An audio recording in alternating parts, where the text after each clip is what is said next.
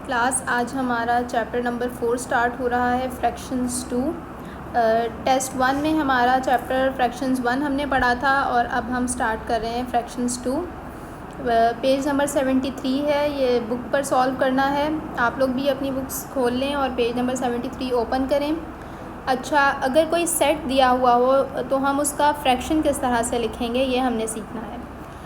Okay, जैसे अब यहाँ पर आपके पास पार्ट ए में आपको टोटल कितनी बॉल्स दी हुई हैं काउंट करें। 1 2 3 4 5 6 7 8 9 10।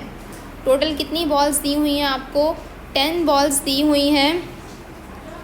आपने क्या करना है कि अपॉन में 10 लिखना है। जो टोटल नंबर्स गिवन होंगे ना उन्हें हम अपॉन में लिखेंगे। 10 लिख देंगे अपॉन में। अब सर्कल कितना हुआ हुआ है, यानी कि हमने कितने बॉल्स को इसमें बंद किया हुआ है, हमने ये काउंट करना है। पहले हमने सारे काउंट कर लिए जो कि टोटल हैं, वो हमने डिनोमिनेटर बना दिया। अब हमने ये लिखना है कि कितने बॉल्स पर सर्कल हुआ हुआ है। तो लेट्स काउंट इट। 1 2 3 4 5 6 7 8 बॉल्स पर सर्कल हुआ हुआ है, तो हम क्या लिख देंगे? 8। तो ये फ्रैक्शन क्या बन गया? 8/10। नेक्स्ट पार्ट बी है। पार्ट बी में पहले हम टोटल मग काउंट करेंगे, कितने हैं? 1 2 3 4 5 6 7 8 9 10 11 12। टोटल मग कितने हैं हमारे पास? 12। अब हमने ये काउंट करना है कि सर्कल कितनों पर हुआ हुआ है। 1 2, ये सर्कल बना हुआ आपको नज़र आ रहा है ना? ये हमने देखना है कि ये कितने मग्स पर हुआ हुआ है। 1 2 3 4 5 6 7 8 9 पर सर्कल हुआ हुआ है, तो हम इसका न्यूमिनेटर क्या लिख देंगे? 9।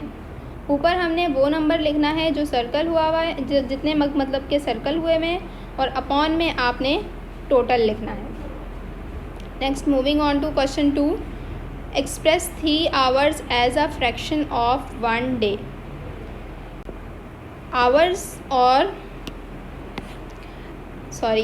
और फ्रैक्शन डे का आपने फ्रैक्शन लिखना है कि 3 आवर्स हैं, 1 डे में कितना उसका फ्रैक्शन बनेगा।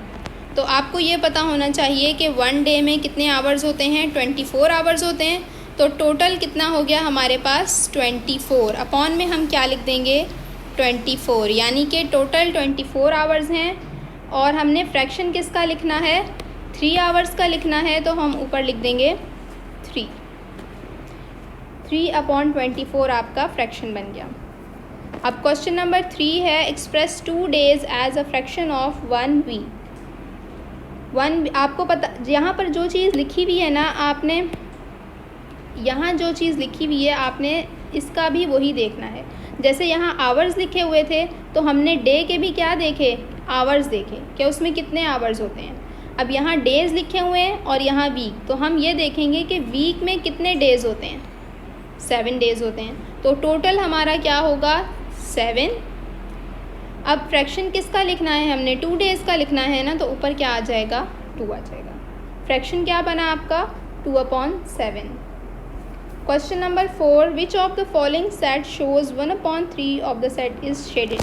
अब आपने ये बताना है कि ये ए और बी, इन दोनों में से कौन सा सेट ऐसा है जिसको हम सॉल्व करें या जिसका हम फ्रैक्शन लिखें तो हमारा आंसर 1/3 आ जाए। इसका हम दोनों का फ्रैक्शन लिख कर देख लेते हैं कि क्या फ्रैक्शन आ रहा है, फिर हमें खुद ही पता चल जाएगा कि किसका आंसर 1/3 है। पहले हम ये हार्ट्स का देख लेते हैं। 1 2 3 4 5 6। टोटल कितने हार्ट्स हैं? 6। तो अपॉन में हम लिख देंगे 6। अब शेड कितनों में हुआ हुआ है? कितने हार्ट्स में शेड हुआ हुआ है? ओनली 1 हार्ट में शेड हुआ हुआ है, तो हम यहाँ लिख देंगे 1। इसका आंसर क्या आ गया? 1/6। जबकि हमने ये बताना है कि 1/3 किसका आंसर आ रहा है, उस पर फिर हम टिक कर देंगे। अच्छा, अब इसका फ्रैक्शन लिखेंगे। ये टोटल कितने हमारे पास हैं? हेक्सागोन है आई थिंक ये। 1 2 3 4 5 6 7 8 9। टोटल ये कितने हो गए? 9 हो गए। हम अपॉन में 9 लिख देंगे।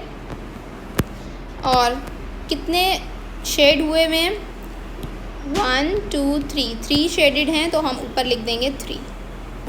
ये आ गया 3/9। अब हम इसे कैंसिल करेंगे और देखेंगे कि इसका आंसर क्या आ रहा है। 3 के टेबल में 9 आता है, 3 1 ज़ा 3, 3 3 ज़ा 9, तो इसका आंसर हमारे पास क्या आ गया 1/3। तो ये वाला ये वो फिगर है, ये वो सेट है जिसका आंसर आपके पास क्या आ रहा है 1/3। इस तरह से आपने इनकी अंडरस्टैंडिंग करनी है, समझना है इन्हें। और नेक्स्ट फिर हम आ जाएंगे, अब हमने जो क्वेश्चन सॉल्व करने हैं कॉपी पर जो क्वेश्चन सॉल्व करने हैं। अच्छा, पेज नंबर 77 है। डू द फॉलोइंग, आपने ये सॉल्व करने हैं। किस तरह से सॉल्व करेंगे, लेट्स स्टार्ट। ओके, सॉल्यूशन लिखेंगे।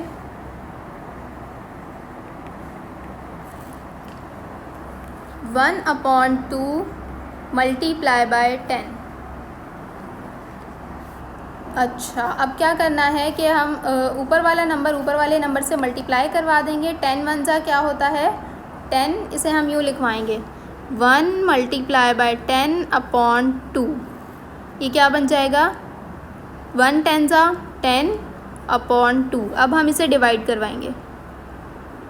जो नंबर क्लास एक बात माइंड में रखें, जो नंबर ऊपर लिखा हुआ हो वो हमेशा अंदर लिखते हैं और जो नंबर नीचे लिखा हो वो हमेशा बाहर लिखते हैं। चाहे ऊपर वाला नंबर बड़ा हो या छोटा हो, या चाहे नीचे वाला नंबर बड़ा हो या छोटा हो, आपने बस ये माइंड में रखना है कि जो ऊपर लिखा हुआ है उसे हमने डिवाइड के साइन के अंदर लिखना है। अगर आप ये देखेंगे कौन सा स्मॉलर है कौन सा ग्रेटर है तो फिर आपका क्वेश्चन रॉन्ग हो जाएगा, बिल्कुल गलत हो जाएगा आपका मेथड। तो 10 अंदर लिखेंगे, 2 बाहर लिखेंगे। आपने 3 क्लास में डिवीज़न सीखा था। अब हम क्या करेंगे कि 2 का टेबल वहाँ तक पढ़ेंगे कि या तो 10 आ जाए या उससे छोटा आ जाए। तो हमें पता है कि 2 5 ज़ा 10, तो आपका आंसर क्या आ गया 5। यह आपका आंसर है। इस तरह से आपने इन फ्रैक्शंस को सॉल्व करना है। मूविंग ऑन, नेक्स्ट है आपके पास 2/6 मल्टीप्लाई बाय 7। 2/6 मल्टीप्लाई बाय 7, बिल्कुल वही करेंगे आप। 2 मल्टीप्लाई बाय 7/6, 2 7 ज़ा 14/6। अब हम 14 को 6 से डिवाइड करवाएंगे। 14 ऊपर लिखा हुआ है इसलिए उसे अंदर लिख दिया, और 6 नीचे लिखा हुआ है इसलिए उसे बाहर लिख दिया। 6 1 ज़ा 6, 6 2 ज़ा 12 एंड 6 3 ज़ा 18। 18 14 से बड़ा हो जाएगा इसलिए हम यहाँ लिख देंगे 6 2 ज़ा 12। क्लास आपने डिवाइड करने में ऐसे नहीं करना कि हम 14 से छोटा लिख रहे हो, तो आप ये कर दें कि 6 1 ज़ा 6 भी तो हम कर सकते हैं, 6 भी तो 12 से छोटा है। दिस इज़ रॉन्ग, आपने ऐसे नहीं करना। आपने वो नंबर लेना है कि जिसके आगे अगर हम टेबल पढ़ें तो नंबर बड़ा हो जाए। जैसे अगर हम 6 का टेबल 3 तक पढ़ते हैं तो 18 हो जाएगा, 18 बड़ा हो जाएगा इससे, इसलिए फिर हम क्या करेंगे 2 तक ही पढ़ेंगे। 6 2 ज़ा 12। ओके, अब आपके पास रिमाइंडर 0 नहीं आया। पहले क्वेश्चन में आपका रिमाइंडर 0 आया था तो आपका आंसर सिर्फ ये बना था। जब रिमाइंडर 0 नहीं होगा यानी कि यहाँ पर कोई ना कोई नंबर बच रहा होगा तो फिर आपका आंसर लिखने का तरीका डिफरेंट होगा। अब आपने क्या करना है कि इसे राउंड अबाउट करना है और इसका आंसर लिखना है। किस तरह से करेंगे देखें, जो नंबर डिवीज़न जिससे हम डिवाइड करवाते हैं ना, पहले तो आप फ्रैक्शन की लाइन लगा लें अपने आंसर, क्योंकि आंसर फ्रैक्शन में आएगा। अब जो नंबर आप डिवाइड करवा रहे हैं वो हम लिखते हैं नीचे, यानी कि 6 जो है वो आएगा आपके फ्रैक्शन में नीचे। जो रिमाइंडर बच जाता है उस नंबर को हम लिखते हैं ऊपर, यानी कि वो बनता है न्यूमिनेटर बन जाता है। और जो आपका क्वोशंट आता है वो हम लिख देते हैं साइड में, लिख दिया। इस तरह से आपका इस क्वेश्चन का आंसर आएगा। और इस नंबर को हम क्या कहते हैं, इन नंबर्स को हम मिक्स्ड नंबर्स कहते हैं।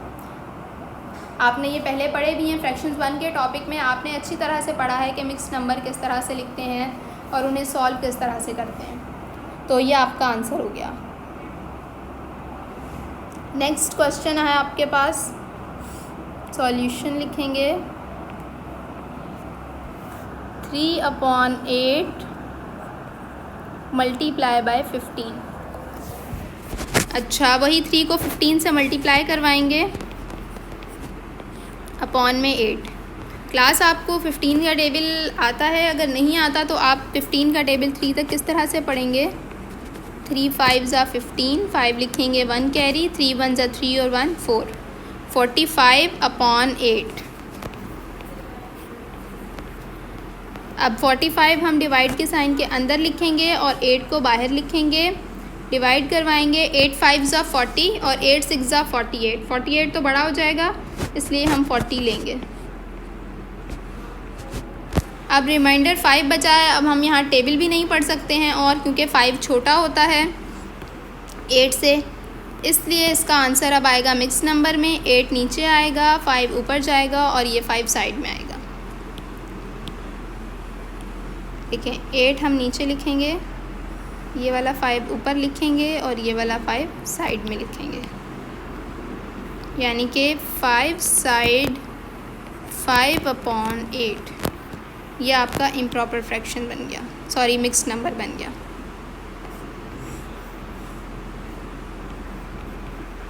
इस तरह से आपने इस क्वेश्चन के बाकी पार्ट्स भी सॉल्व करने हैं।